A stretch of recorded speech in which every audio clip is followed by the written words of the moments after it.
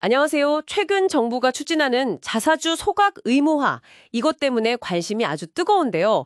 이게 도대체 뭐고, 또 우리 주식시장에는 어떤 영향을 줄지 아마 다들 궁금해하실 겁니다. 네, 맞습니다. 논의가 아주 활발하죠. 그래서 오늘 저희가 이 자사주 소각 의무화가 기업과 주가에 미칠 영향들, 이걸 좀 다각적으로 살펴보려고 합니다. 네. 청취자분들께서 보내주신 여러 자료들을 바탕으로 핵심만 쏙쏙 뽑아서 깊이 있게 한번 파헤쳐보죠. 네, 좋습니다. 이번 시간을 통해서요, 이 제도가 가져올 수 있는 긍정적인 효과랄까요? 그런 것들과 또 한계점은 없는지, 그리고 이게 기업 경영에는 또 어떤 변화를 줄 수 있는지 청취자분들이 좀 명확하게 이해하실 수 있도록 도와드리는 게 저희 목표입니다.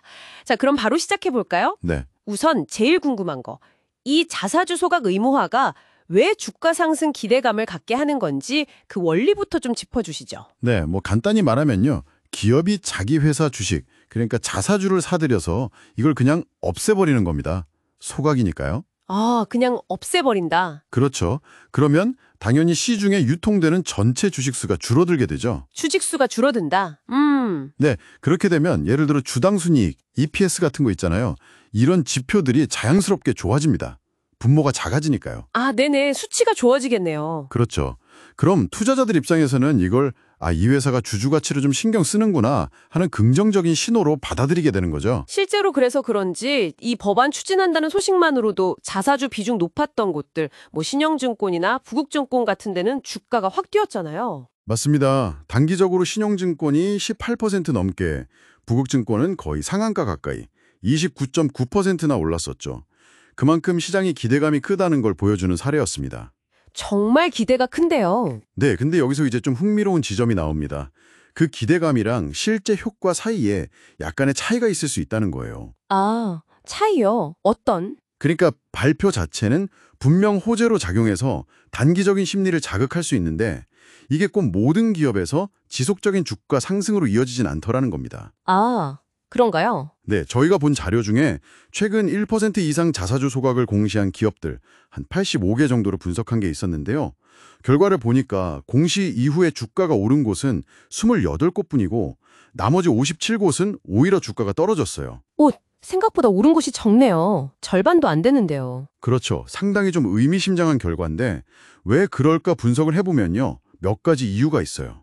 첫째는 소각 규모 자체가 시장 기대에 못 미쳤거나 아니면 기업의 원래 실적이 좀 부진했거나 다른 외부 요인이 더 크게 작용했을 수 있다는 거죠. 아하, 소각만으로는 부족하다. 네, 결국엔 그 소각하는 비율이 좀 의미 있을 정도로 높거나 아니면 기업 자체의 펀더멘탈, 기초 체력이 튼튼해야 이게 진짜 효과로 나타난다는 겁니다. 소각 자체가 만능 열쇠는 아니라는 거죠. 그렇군요.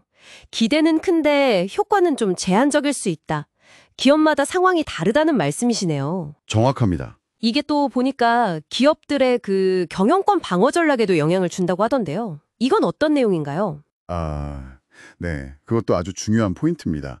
기존에는 기업들이 자사주를 약간 보험처럼 가지고 있다가 경영권 위협받을 때 방어수단으로 쓰는 경우가 꽤 있었거든요. 백기사한테 넘겨주고 그런 거 말씀하시는 거죠? 맞습니다. 우호지분으로 활용한다거나 하는 식으로요. 그런데 이제 소각이 의무화되면 그런 전략을 쓰기가 훨씬 어려워지는 거죠. 아, 방어 카드가 하나 없어지는 셈이네요. 그렇죠.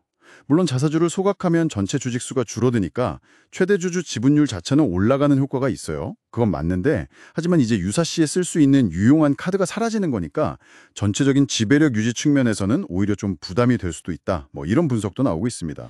지분율은 오르는데 방어 수단은 줄어든다. 이거 참 아이러니하네요. 네, 좀 그렇죠. 그래서 이 제도를 좀 더 넓게 보면요.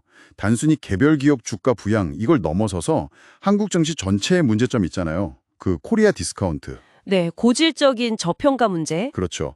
그걸 좀 해소하고 더 나아가서 좀 선진적인 주주환원 문화를 만들려는 큰 그림의 일부로 봐야 합니다. 아, 더 큰 그림이군요. 네. 자사주를 사서 그냥 두는 게 아니라 소각까지 하면 이거 나중에 시장에 다시 풀리는 거 아니야? 하는 그런 잠재적인 매물 부담 있잖아요. 오버행이라고 하죠. 네네, 오버행 부담. 그게 사라지니까 투자 심리에는 분명히 긍정적일 수 있습니다. 일리가 있네요. 하지만 이것만 가지고 코리아 디스카운트가 완전히 해결된다거나 장기적인 주가 상승이 무조건 보장된다 이렇게 보기는 어렵습니다. 역시나 제일 중요한 건 기업 자체의 경쟁력. 네. 결국 기업 스스로가 돈을 잘 벌고 앞으로도 잘 벌 거라는 성장 잠재력을 보여줘야죠. 근본적인 수익성, 경쟁력 강화, 이런 체질 개선이 같이 가야 돼요. 그게 안 되면 자사주 소각 효과는 그냥 반짝, 단기 이벤트로 끝날 가능성이 높다는 걸 꼭 기억해야 합니다. 네, 오늘 말씀 쭉 들어보니까 정리가 되네요. 이 자사주 소각 의무화, 분명 단기적으로는 주가에 대한 기대감도 주고 또 주주를 생각한다는 좋은 신호일 수 있습니다. 하지만 그 효과는 기업의 본질적인 가치나 소각 규모에 따라 정말 천차만별일 수 있고 또 동시에 기존의 경영권 방어 전략에도 큰 변화를 주는 변수다. 이렇게 요약할 수 있겠네요. 그렇습니다. 그래서 청취자분들께서도 앞으로 자사주 소각 관련 뉴스를 보실 때 그냥 소각하는구나 여기서 그치지 마시고 그래서 얼마나 하는데 이 회사 원래 사업은 좀 어떤가? 그리고 이게 경영권에는 어떤 영향이 있을까? 이런 것들을 좀 종합적으로 따져보시는 게 중요합니다. 네, 단기적인 기대감보다는 장기적인 가치 변화를 봐야 한다. 맞습니다. 그런 안목이 필요한 시점이죠. 네, 오늘 자사주 소각 의무화라는 어떻게 보면 좀 어렵고 복잡할 수 있는 주제를 함께 깊이 있게 다뤄봤는데요. 마지막으로 청취자분들께 이런 질문 하나 던지면서 마무리할까 합니다. 자사주 소각 같은 이런 제도적인 변화 말고요. 한국 기업들이 이 고질적인 저평가에서 벗어나서 정말 장기적으로 또 진정으로 주주 가치를 높이려면 근본적으로 어떤 변화가 더 필요할까요? 이 질문에 대해서 각자 한번 생각해 보시는 것도 의미가 있을 것 같습니다.